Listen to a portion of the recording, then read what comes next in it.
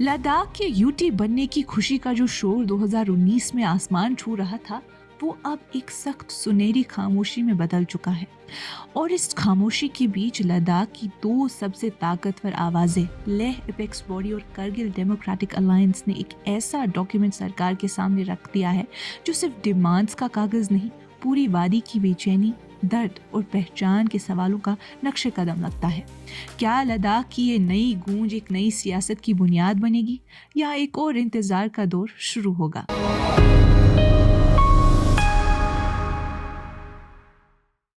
ये कश्मीर रिपोर्ट है। आप सब नाजरीन का खुशामदीद। मैं हूं आपकी मेजबान उमाइमा ऋषि।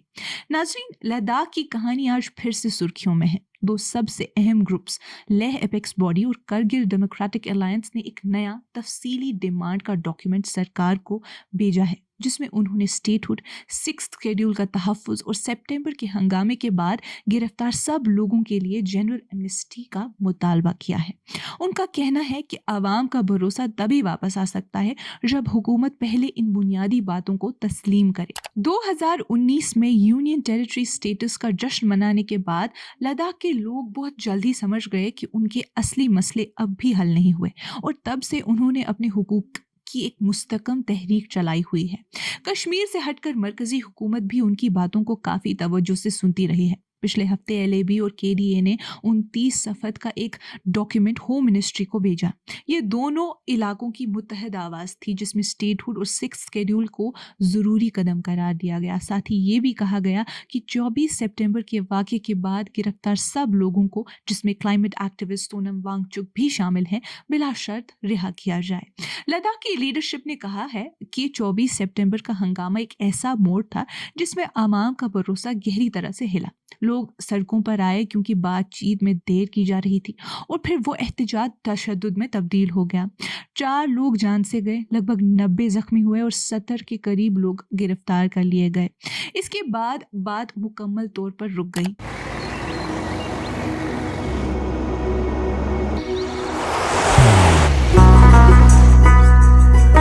मोहब्बत वही जो दिल से हो, इबादत वही जो दिल से हो, दुआ वही जो दिल से निकल आए,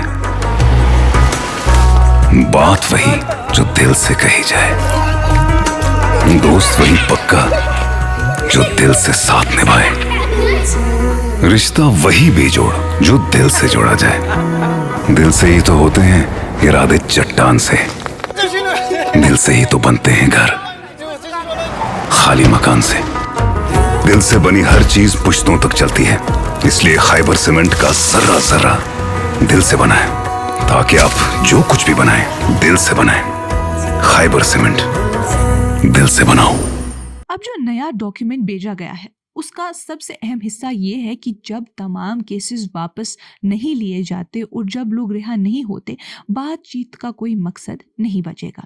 लद्दाख की लीडरशिप कहती है कि उनका एहतजाज हमेशा पुरअमन रहा है, और ऐसे लोगों को जिनके हाथ खून से रंगे हुए नहीं, उनको रिहा करना भरोसा बहाल करने का सबसे पहला कदम होना चाहिए।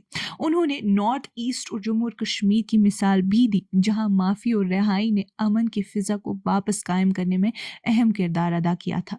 स्टेटहुड की डिमांड को भी बहुत वाज़ेह तौर पर समझाया गया है। डॉक्यूमेंट का कहना है कि लद्दाख एक बहुत वसी ज़मीन, मुख्तलिफ ज़बानों, रिवायत और एक ऊंची पहचान का मालिक इलाका है। जब सिक्किम और मिजोरम जैसे यूटीज को स्टेट्स बनाया जा सकता है, तो लद्दाख क्यों नहीं? उन्होंने ये भी याद दिलाया कि लद्दाख ने जम्मू और कश्मीर की स्टेट असेंबली से लेकर कॉन्स्टिट्यूएंट असेंबली तक हर मंजिल पर हिस्सा लिया है। आज हालात ये हैं कि जम्मू और कश्मीर को स्टेटहुड का वादा दे दिया गया है, मगर लद्दाख अब भी लेजिस्लेचर के बगैर एक यूटी बना हुआ है, जिससे लोगों को महसूस होता है कि उनकी आवाज़ को काट दिया गया है। 6th शेड्यूल की बात भी उतनी ही अहम है, क्योंकि लद्दाख की 90% से ज़्यादा आबादी शेड्यूल ट्राइब्स पर मुश्तमिल है। डॉक्यूमेंट का कहना है कि अब कोई कानूनी दीवार नहीं बची जो इस इलाके की ज़मीन, रिवायत, माहौलियात और पहचान की हिफाजत कर सके। इसीलिए उन्होंने एग्जिस्टिंग हिल काउंसिल्स को बदलकर 6th शेड्यूल के मुताबिक पूरे इख्तियार के साथ ऑटोनॉमस डिस्ट्रिक्ट काउंसिल्स बनाने का मुतालबा किया है।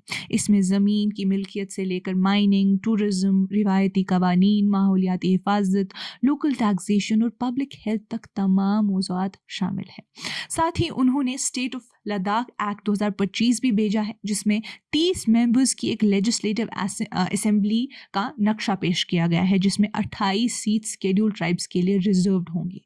2 लोकसभा सीट्स का मुतालबा भी डॉक्यूमेंट में मौजूद है। LAB और KDA का कहना है कि पिछले 20 सालों में हिल काउंसिल्स ने साबित किया है कि लद्दाख के इलेक्टेड इदारे ईमानदारी और एफिशिएंसी से काम करने की सलाहियत रखते हैं। ऐसे में एक मुकम्मल स्टेट असेंबली लद्दाख के हुकूक के लिए सबसे मुनासिब कदम है। टॉक्स दोबारा तब शुरू हो पाई जब MHA ने जुडिशल इंक्वायरी का ऐलान किया और फिर उसमें एक लोकल मेंबर शामिल किया। अब जब नया डॉक्यूमेंट मिनिस्ट्री के पास पहुंच गया है तो हाई पावर्ड कमेटी या सब कमेटी की अगली मीटिंग न्यू दिल्ली में बुलाई जाएगी। मिनिस्ट्री का कहना है कि डॉक्यूमेंट का गहरा जायजा लिया जाएगा और फिर नेक्स्ट राउंड ऑफ टॉक्स का स्केड्यूल अनाउंस किया जाएगा। लद्दाख की लीडरशिप इस बार इस उम्मीद पर कायम है कि अगर सरकार ने इनकी आवाज़ सच्चे तौर पर सुनी तो लद्दाख की सियासत, अवाम और पहचान के लिए नया बाब खुल सकता है। आज की इस कश्मीर रिपोर्ट में इतना ही। बाकी मजीद मालूमात के लिए बने रहिए कश्मीर लाइव के साथ।